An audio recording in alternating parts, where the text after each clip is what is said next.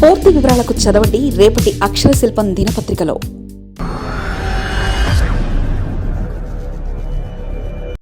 ఇక చాలు స్వామి, ఆపేయండి.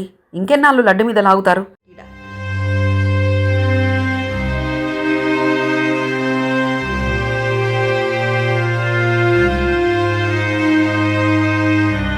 ఇకనైనా ఆపేయండి అని భక్తుల మనోభావం.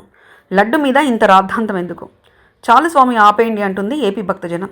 ముఖ్యంగా తిరుమల తిరుపతి దేవస్థానంలో ఏడాదిన్నరగా సాగుతున్న ఈ లడ్డు వివాదానికి సంబంధించి ఇప్పటికే చాలా విచిత్రంగా అయిపోయారు భక్తులు. కల్తీ నెయ్యి అనే విషయం వినబడితే అసలు లడ్డులో కల్తీ నెయ్యి అనే విషయం మీద చాలామంది చాలా రకాలుగా అనుకుంటున్నారు. అయినప్పటికీ ఇంకా అదే విషయం మీద మాట్లాడుకోవాలా? ఇదే విషయం మీద ప్రచారం చేయించుకోవాలా? అసలు ఈ విషయం ఇప్పటికైనా ఆపేయొచ్చు కదా అంటున్నారు భక్తజనం. ముఖ్యంగా తిరుమల తిరుపతి దేవస్థానం మీదే గత ఏడాదిన్నర కాలంగా జరుగుతున్న ఈ ఒక్క విషయాన్ని ఇక ఆపేయండి అంటూ భక్తజనం కోరుతుంది. ఆంధ్రప్రదేశ్ రాజకీయాలు గత ఏడాది నుంచి తిరుమల లడ్డు చుట్టూనే తిరుగుతున్నాయి.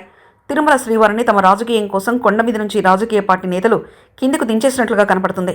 సున్నితమైన అంశంలో తప్పు జరిగితే ఉంటే చర్యలు తీసుకోవాలి, అంతేగాని అదే పనిగా చెవులు రింగుమనేటట్లు ఒకటే సౌండ్, గోవిందా గోవిందా అనే సౌండ్ కంటే ఈ పొలిటికల్ పొల్యూషన్ ఏపీలో ఎక్కువైంది. ఇటు అధికార పార్టీ అటు ప్రతిపక్ష పార్టీలు రెండు తిరుమల పవిత్రను దెబ్బతీసే పనికి పూనుకున్నాయనే చెప్పాలి. చూసేవారికి కూడా ఏవగింపుగా ఉంటుంది, వినేవారు కూడా చెవులు మూసుకొని గోవిందా అని అనుకోవాల్సి వస్తుంది.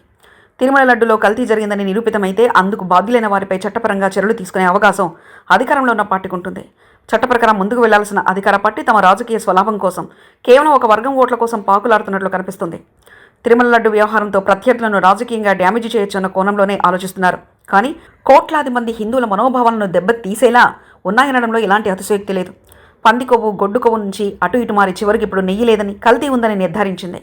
సుప్రీంకోర్టు ఏర్పాటు చేసిన సిబిఐ సీట్ దాన్ని పట్టుకొని ఇంకా అలాగేందుకు అధికార పార్టీ ప్రయత్నిస్తుంది. తాజాగా వన్ మ్యాన్ కమిషన్ కూడా నియమించింది, మరింత ముందుకు తీసుకెళ్లే ప్రయత్నం చేస్తుంది. ఇక ప్రతిపక్ష పార్టీ కూడా తక్కువేం తినలేదు. తిరుమల లడ్డు విషయంలో తమ పాత్ర లేదంటూనే అంతా గత ప్రభుత్వ హయాంలోనే జరిగిందని చెప్పడానికి పడరాని పాటలు పడుతుంది. మరోవైపు శాసనమండలిలో వెంకటస్వామి ఫోటోకు తీసుకొచ్చి మరీ తిరుమల దేవదేవుడి సభలో కూడా లాగడం ఇప్పుడు చర్చనీయాంశమైంది.